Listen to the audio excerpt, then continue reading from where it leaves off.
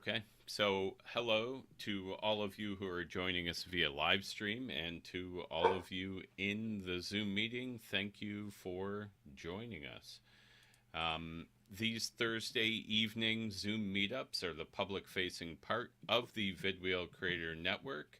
And the vidwheel Creator Network is essentially a video support group. We use a closed social media and e-learning network to teach you how to use your gear and provide you a community of other folks that are learning about how to build their businesses through video as well.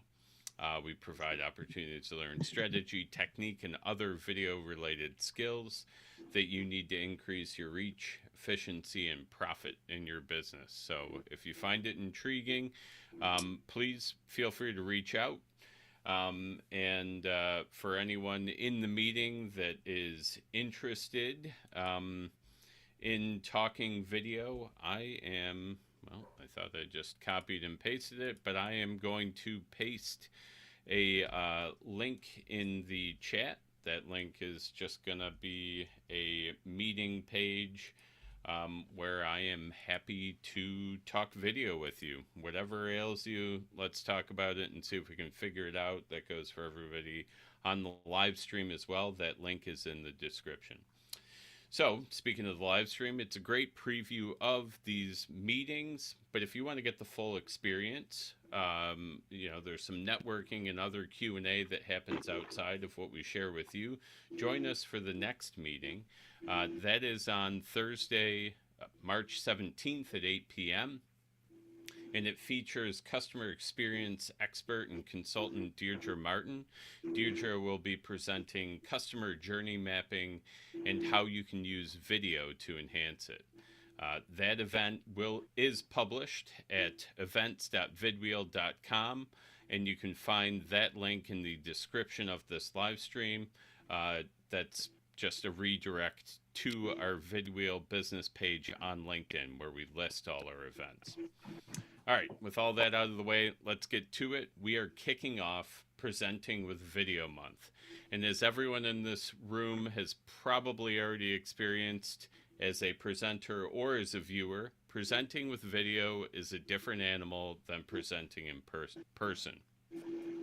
It has its pluses. No commute. Greg's joining us from Georgia, which would be a 14-hour drive for me if I wanted to go hear him speak, but no commute. So he's able to talk with myself and all of you who are spread out too around the country. We're all all able to get together and chat tonight.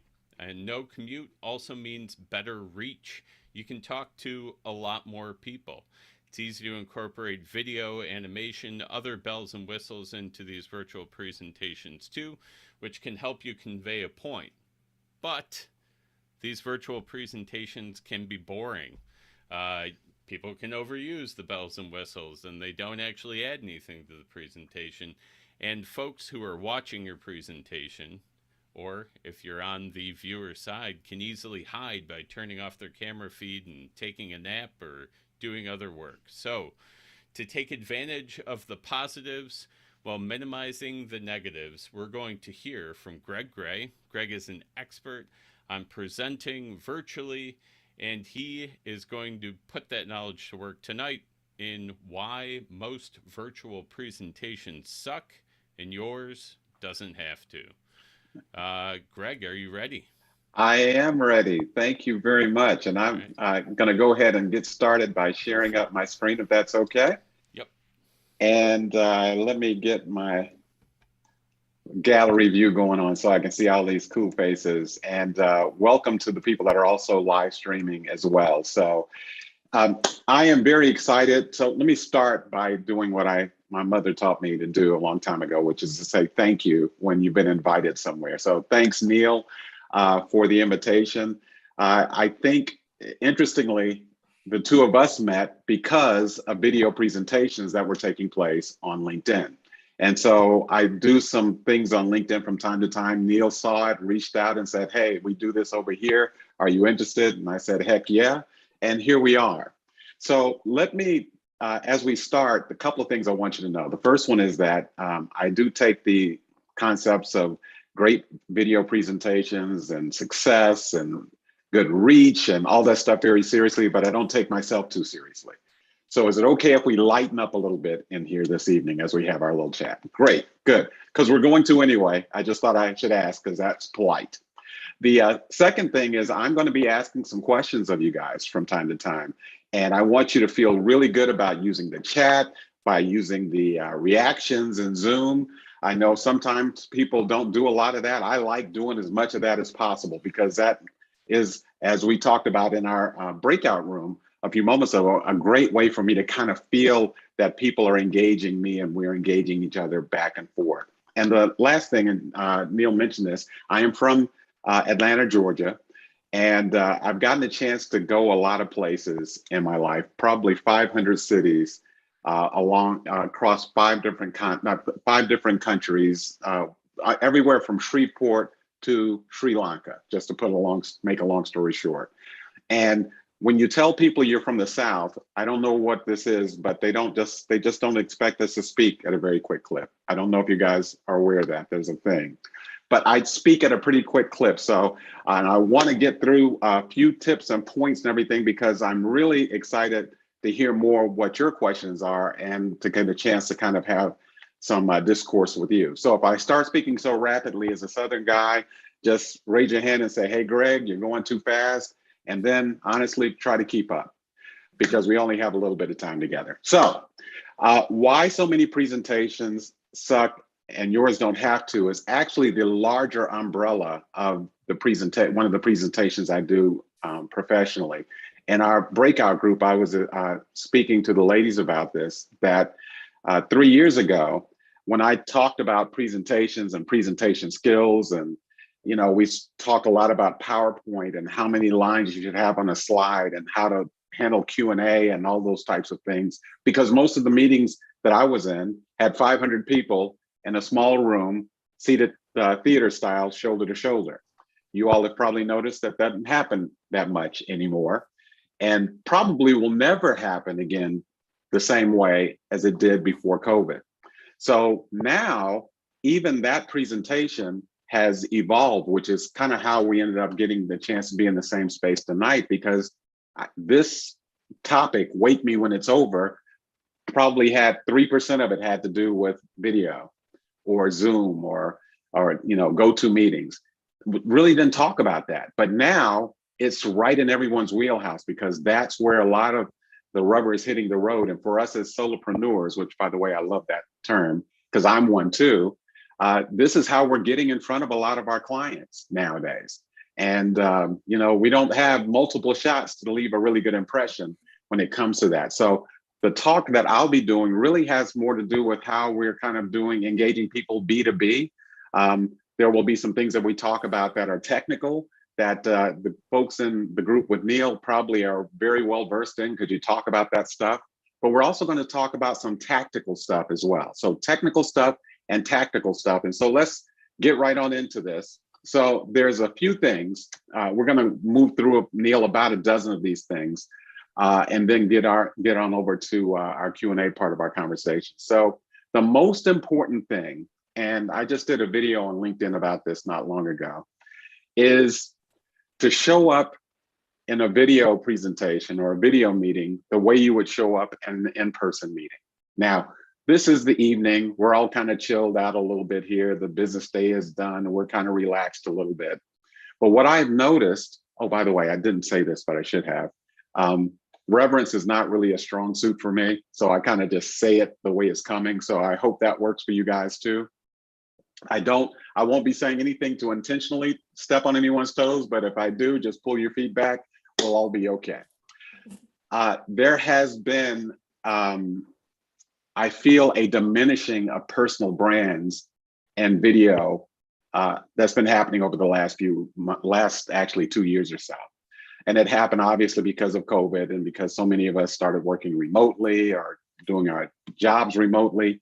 And it's interesting because a lot of the tech part of that, Neil, was not available to a lot of people, because if you tried to get a webcam, for example, in April of 2020, you were probably on a waiting list for 5 months to even just get a webcam. So what happened is there was a lot of I'll just say it, relaxing of what we would normally do. So, you know, we talk about even, you know, people having their cameras on in a meeting, and I joke a lot about that. Most of us would not walk into a conference room at work with a paper bag over our head with our name written on the front of it, but we'll do it on a video meeting. And what happens is it begins to kind of slowly erode and I think kind of diminish our personal brand. So the first thing that I would encourage everyone to think about when it comes to video presentations is to show up on that video just like you would in the conference room in person. Whatever that means for you, it's different levels for different people. I always, when I show up, I always have a bow tie on, I always have a jacket on. That's just how I dress. So Sean, if I'm gonna be in a meeting, this is how I'm showing up. I don't dress down because that almost sends a signal that the people I'm speaking to are not as important to me as they would be if I were in person. So always keep the bar high when it comes to professionalism.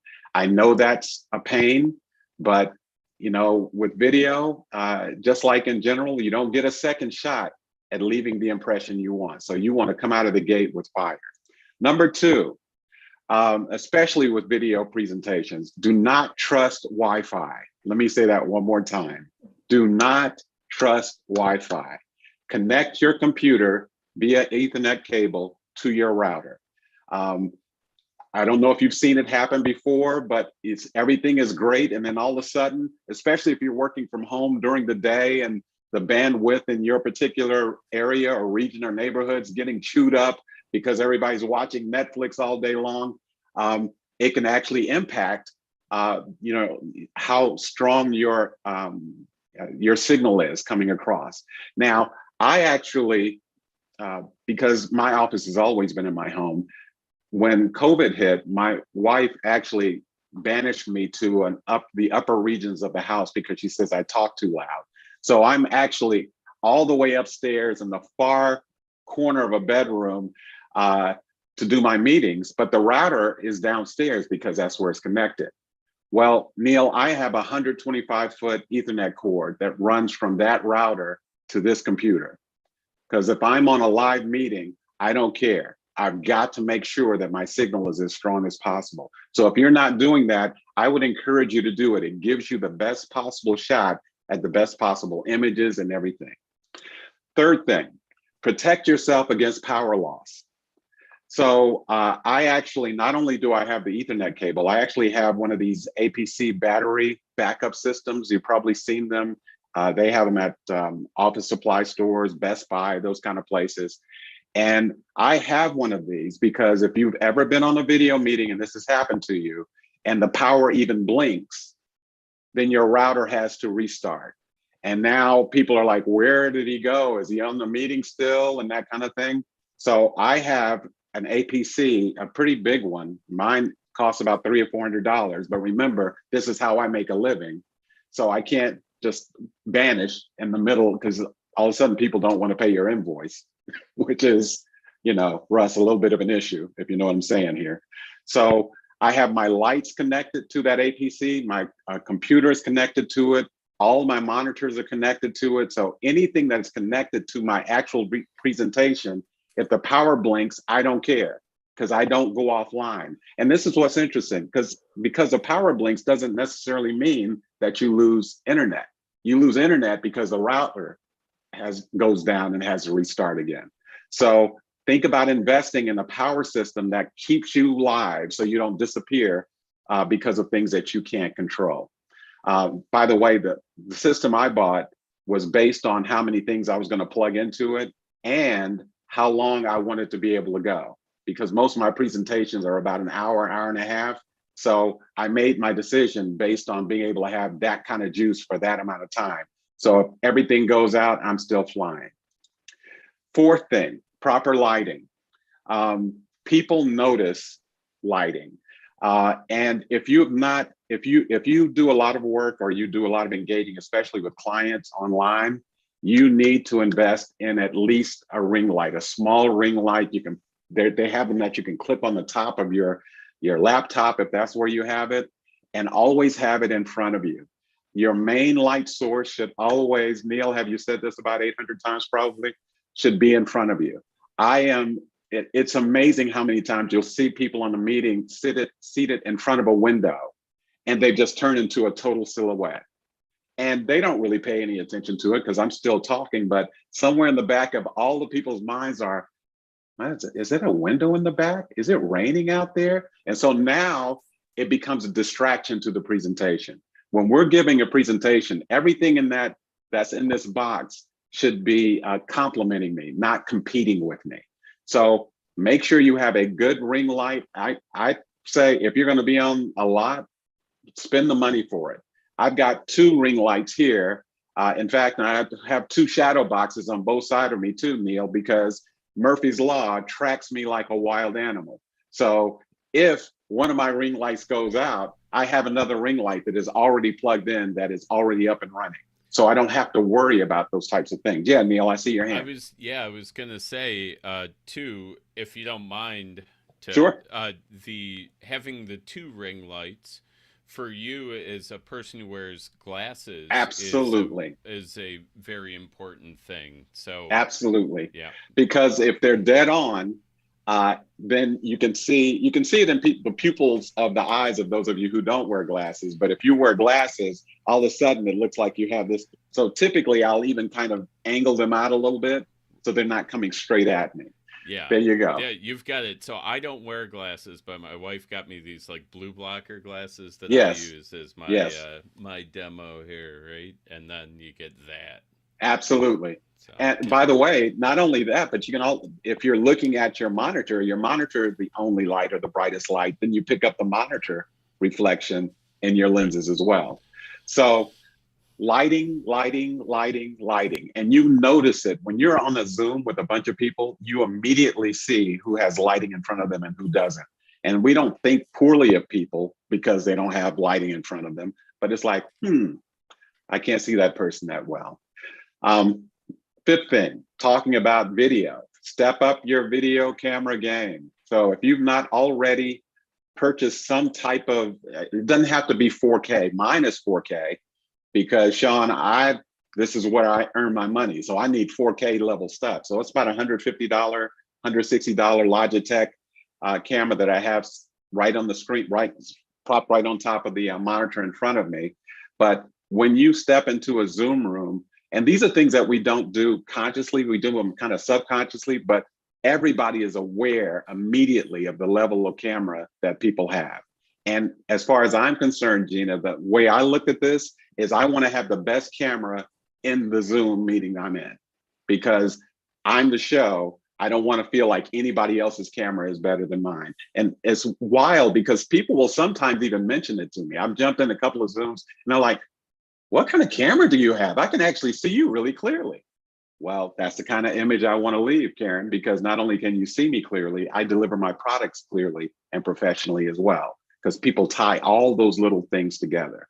So make sure that you up your camera game. Now, some of the newer laptops, especially if you have a Mac, have pretty good cameras, but most of them are not going to be as good as the ones that you can buy and kind of accessorize yourself with. So look into buying one of those. So Greg, you already told me to buy a ring light. You told me to buy a battery pack backup system. You're telling me to buy a camera.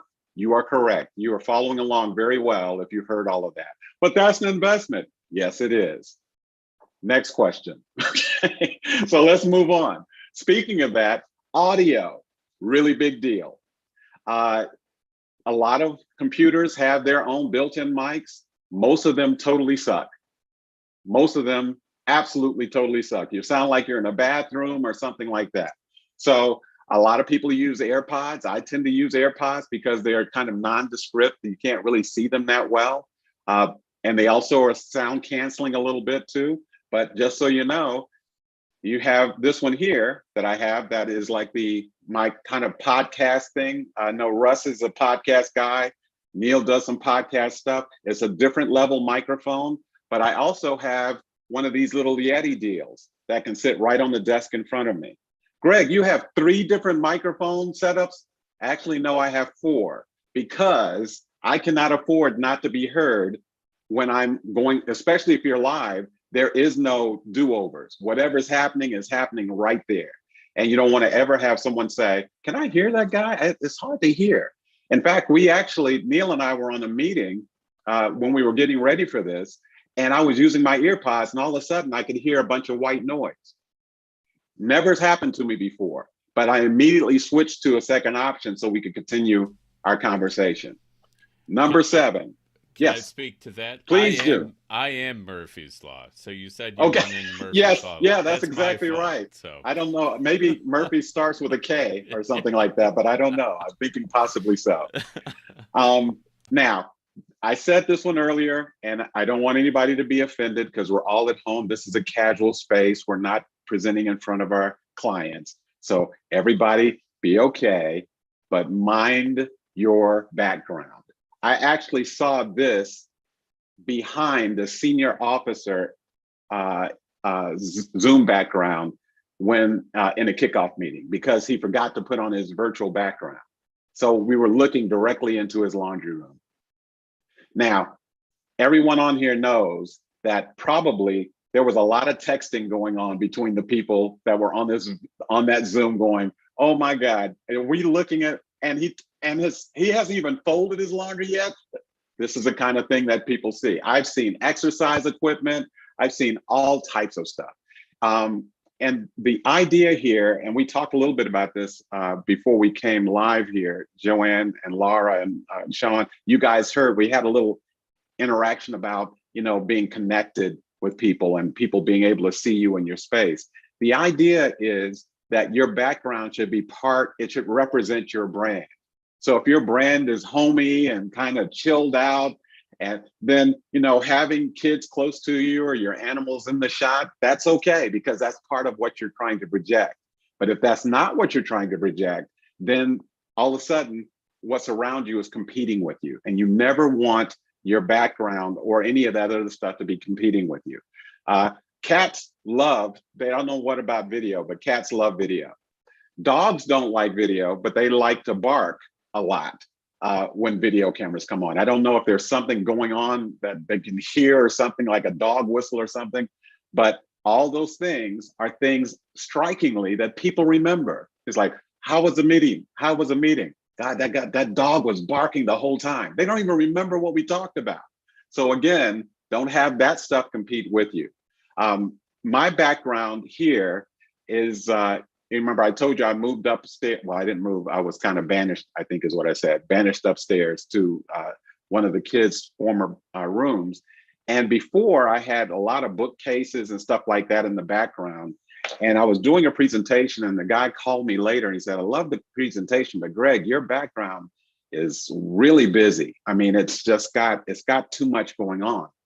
So, and I heard that once, and I'm like, okay, so if he took the time to tell me that, there's a chance that other people were thinking. So Neil, guess what I did? We moved everything out of the room. I flipped the entire room, painted the walls a completely different, nice neutral color, and put this art in the background behind me. Now, some people say you don't put anything behind you.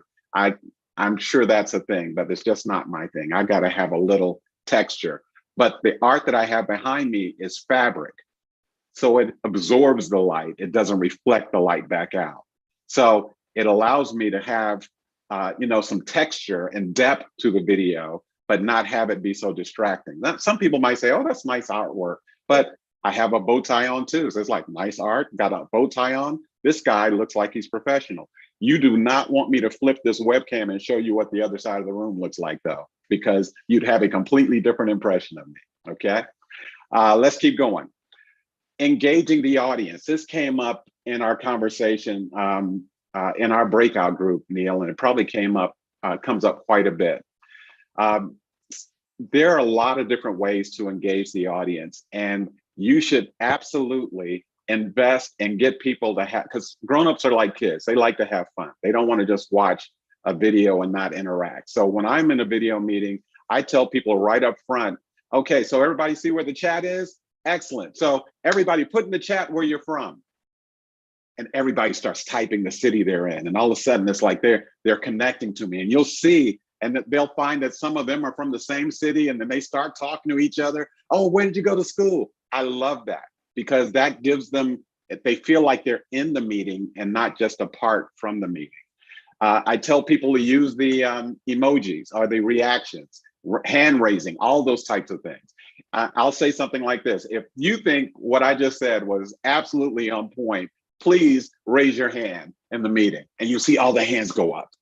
So not only does that let them interact, Ryan, what it also does is it keeps them tuned in because now they know I'm going to be asking them to do something other than just sit there.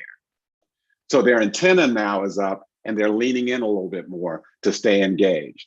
One of the things I love to do, and you've heard me do it probably 6 times already in this meeting, is just use people's names. You don't have to ask them a question, but I'll say, you know, for example, Sean, you've seen that before. Now, I just made a statement, put Sean's name in it. Now, Sean was drifting. He just came back to me. He's like, yeah, absolutely. And if you do it enough, you can overkill it. But if you do it enough, all of a sudden, Ryan is like, is he calling on people? Maybe I should make sure I don't get caught off guard. And so they stay more engaged. So Joanne, you know, you and I were talking, we were talking in our group about that. These are the kind of things that you can do to kind of get a feel for where people are because they'll reach back out to you and you can kind of feel at least like they're paying attention. I tell you, video meetings very often, I was in radio when I was in college and I had the midnight show. I had the midnight shift. And when you do video meetings, it does kind of feel like you're screaming into a void somewhere. Like, is anyone actually out there? Are they actually listening to me? I always talk as if like 100 people are listening to me, even if only 5 people are on me. And we'll talk a little bit more about that in a moment. But there are a lot of tools that allow you to engage. Using a poll is a fantastic way to do. People love to respond to polls. You can set them up ahead of time in Zoom if you want to. Depending on what you do and how big your meetings are, and I don't have this as a point, but let's throw it in at the same price, Neil, is it might not be a bad idea to have a producer kind of person also standing by that is monitoring the chat for you, that can drop a file in the chat for you. So you don't have to have your attention divided, okay? Making sense? Everybody just nod at me a little bit if this is making sense. Let me get a little nod if you're making sense. Absolutely. By the way, Joanne, that's something you can do too. Tell people to nod and they will absolutely nod because now we're engaged, okay? Number 9, have your sharing stuff ready. And I chose the word stuff because I thought that was better for, you know, I don't know who's on, Russ, you know, some people can be a little sensitive, but have your sharing blank ready. If you're using a PowerPoint presentation, keynote presentation, the longer it takes for you to be ready, when Neil says, Greg, are you ready to go? My share was up within 3 seconds, probably less than that.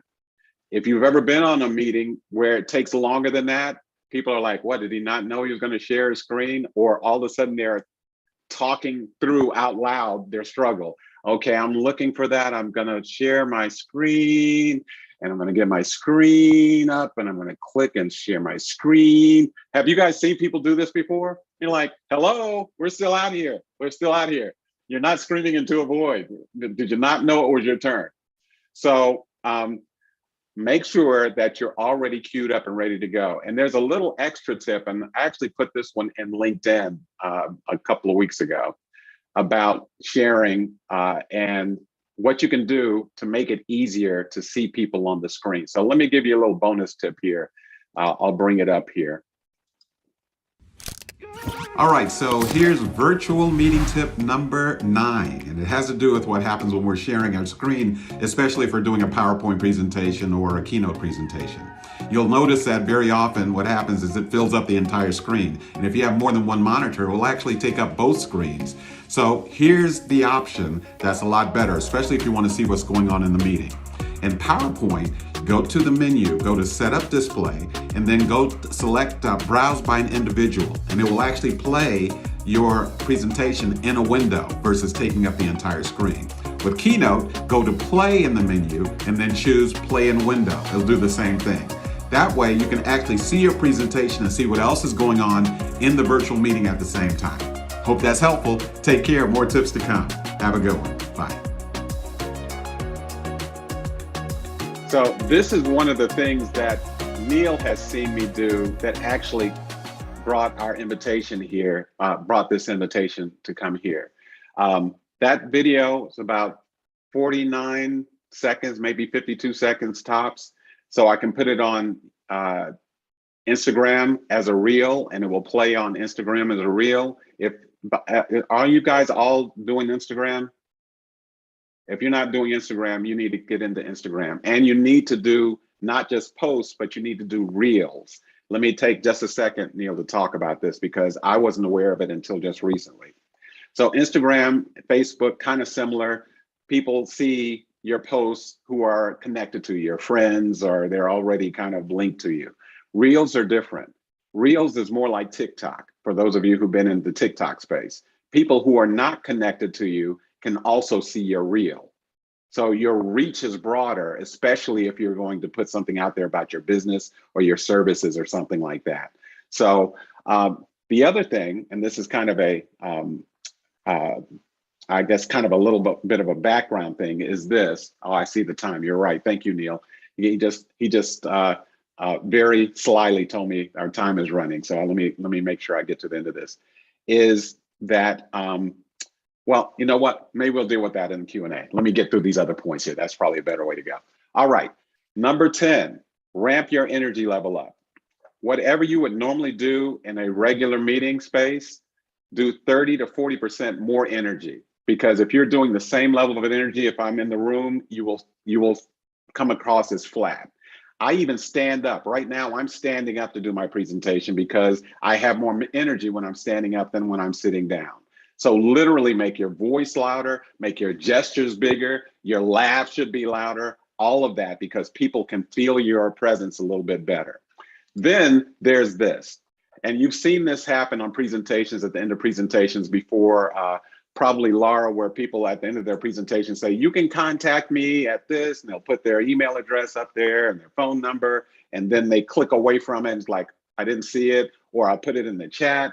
Well, how many of you are familiar with Linktree? Anybody heard of Linktree?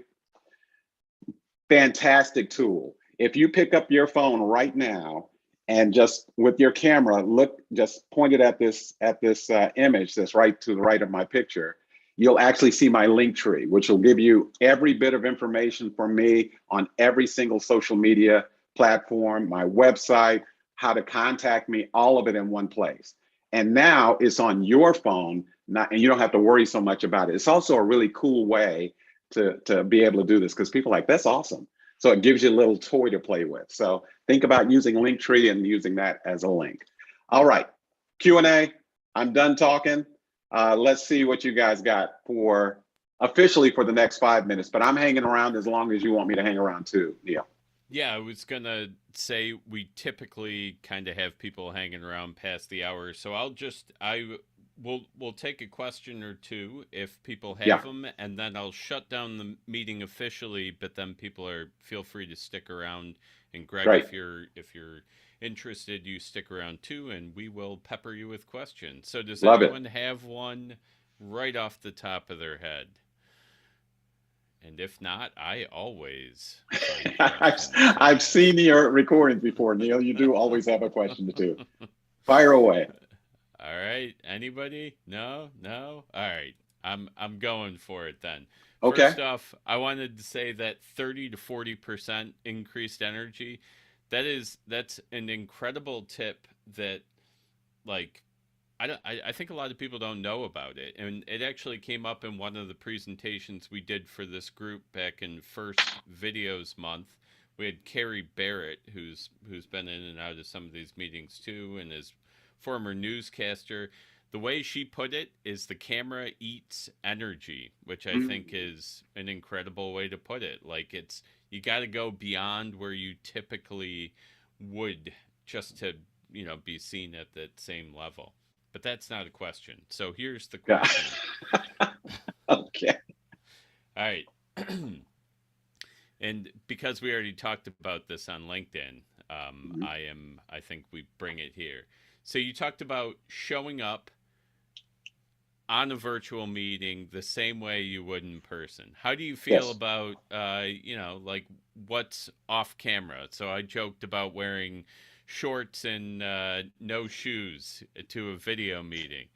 Yeah. Do you think that detracts? Is that something that puts you in the wrong frame of mind, or wear your pajama pants with your suit coat? What do you Well, think? so I think a that's a very individualized type of thing. So I wear suits, and I tried wearing suits just like everybody else with gym shorts, and it just felt weird to me. No one could see it, so it didn't. It wasn't like it had a visual, impact on anyone, but it just felt weird. So now, when I have my suit on, I have my entire suit on, and that's what I do. So Neil actually asked a question just to horrify you even more about being in shorts and in bare feet, which I've not been able to scrub from my consciousness since he said that. But if we can't tell, who cares? But if you can tell, I think that's where I would spend my time adjusting myself to what makes me feel comfortable in that space. Awesome. Does that jar any questions loose? We got time for one more. Otherwise, I'm going back into my bag of questions here. No? Yeah? All I right. got one. Here we go, Great. Patrick. Let's do it. Yeah.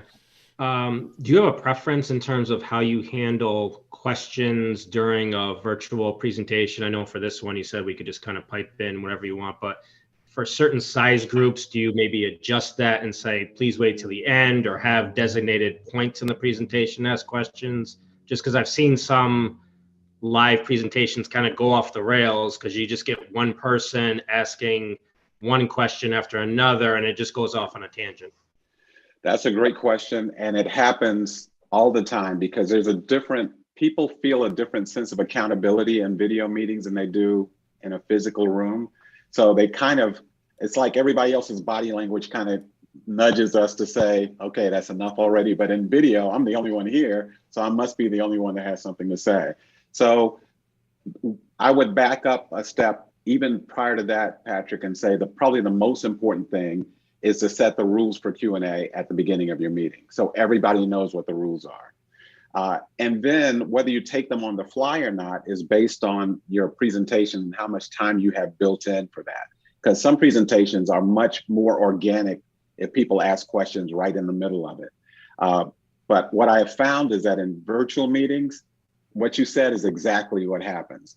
And not only one person, but now it becomes a cascade of questions that happens. And now I thought I had 20 minutes and now I only have 5 minutes. And now I'm trying to crunch in this time because people don't, that's a resource they can't get back is time.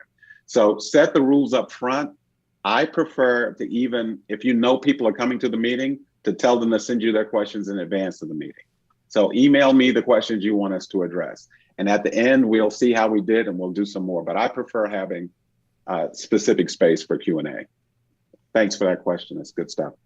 Excellent. And Kyle, I see you have your hand raised, but I think we'll go through the close here. And then it sounds like Greg is willing to hang around after. Oh, absolutely. Awesome. So thank you to all of you who joined us via live stream and here in the meeting. Again, don't miss that next meeting, which is on Thursday, March 17th at 8 p.m. Eastern. It features Deirdre Martin. Deirdre will be presenting customer journey mapping and how you can use video to enhance it. The event info is published at events.vidwheel.com, and it's in the link description. With